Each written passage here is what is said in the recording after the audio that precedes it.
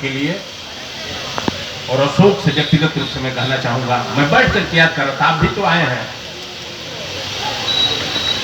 जयप्रकाश जी की धरती है और अब तक हो सकता है मेरी समझ ठीक काम नहीं करती। ये कोशिश जरूर होनी चाहिए कि आज हम अपने पुरखों का सम्मान करें, प्रणाम करें, कहीं से इस तरह का कोई बुबास न निकलने पावे कि हम आए हैं सुरेंद्र सिंह जी का प्रचार करने और प्रसार करने। न जाने किसको बुरा लग जाए, न जाने किसको अच्छा लग जाए, लेकिन उसी के साथ जेकर लोग रहना ओकर जय बोलेबे करला राणा ने 5 गो राणा के खड़ा हो जाए तब वो बात कोई सुनी ना। अगर केहू के बाउल लागत होगे तो अपने घरे बैठल बा तो बैठल रहो। लेकिन आज का जो कार्यक्रम बा वो कार्यक्रम अशोक जी का मुख्य पाठ होने की चाहिए, उनका सहयोगी साथी उनका बड़ भाई आ दुआबा में कार्यक्रम बा। दुआबा जब कहिला तरुआ सब अपने के दुआबा के बांध लेना दुआबा में। और जब हम लोग दुआबा कहते हैं तो हम लोग जब दुआबा कहते हैं तो हमारे मन के भीतर बात आती है कि यही दुआबा है जिसके चलते बलिया को बागी बलिया कहा जाता है। जब हम लोग दुआबा कहते हैं तो हम लोग के मन में आता है यही दुआबा है जहां के धरती से हजारीबाग जेल की चारदीवारी को फांक करके बंबई तक जाने वाला नौजवान का नाम जयप्रकाश नारायण है। यही दुआबा है और इसी के चलते उसका नाम बलिया है। यही वो धरती है जहां कोई कौशल किशोर पैदा हुआ, गोली लगने के बाद भी हल्दी जाते जाते एक ही सवाल पूछा, मेरा तिरंगा फहरा रहा है कि नहीं फहरा रहा है? साथियों ने कहा तिरंगा फहरा रहा है, दम तोड़ दिया।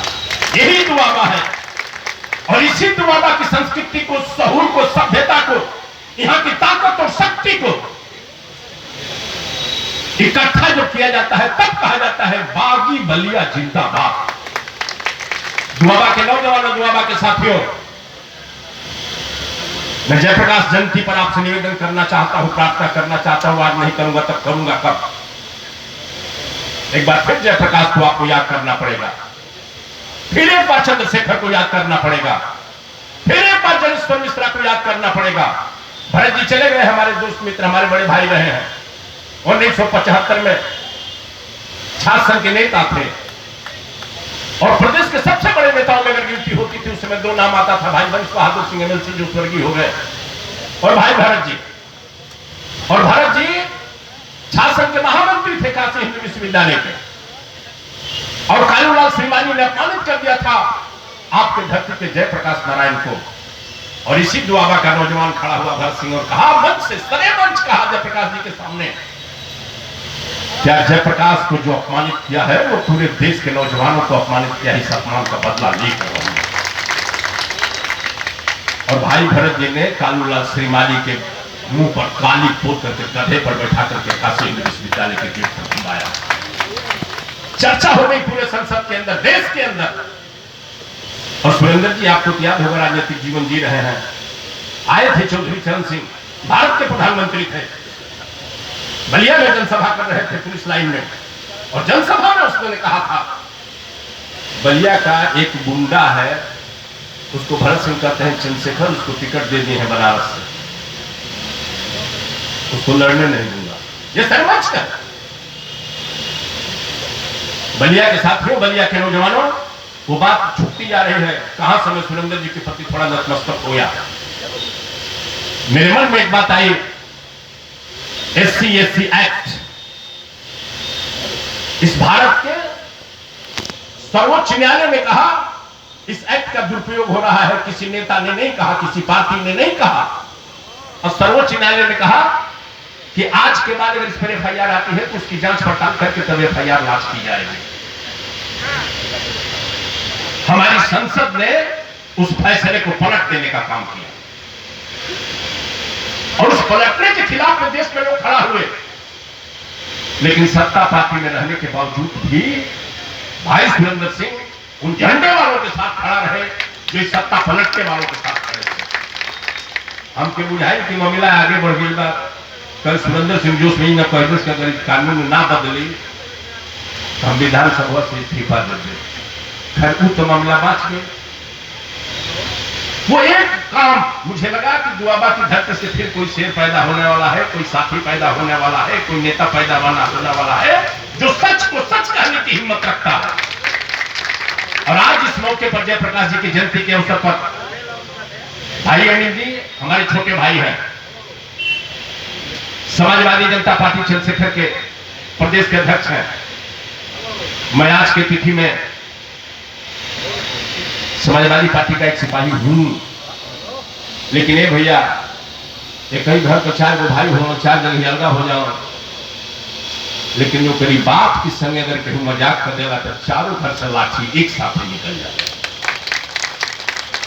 हम बलियावासी हैं, चंद्रशेखर मेरा राजनीतिक सामाजिक भगवान है, और जो चंद्रशेखर की आबरू को बचाने के लिए 2 कदम चलता है, श्याम बहादुर सिंह जैसे लोग, मेरे जैसे लोग 20 कदम उसके आगे चलने की कोशिश करेंगे। हमारी पार्टी जाए चूल्हे भाड़ा में, उसके चक्कर में हम लोग नहीं जाएंगे। जब चंद्रशेखर जिंदाबाद होगा, जब जयप्रकाश अमर रहे और चंद्रशेखर अमर रहे का नारा लगेगा, तो मुझे लगता है दुआबा अमर रहे, दुआबा जिंदाबाद का नारा लगेगा, बलिया जिंदाबाद का नारा लगेगा।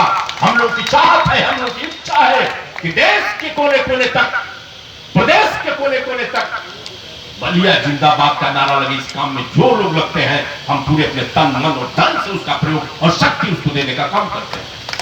आज इस मौके पर अंतिम बार भाई आपको याद होगा, यहाँ अटल जी चंद्रशेखर जी आए थे अंतिम बार, और हुआ यहाँ जो होता था मीटिंग, उस मीटिंग का संचालन या तो आयुक्त करते थे आजमगढ़ के, नहीं तो चंद्रशेखर जी खुद करते थे।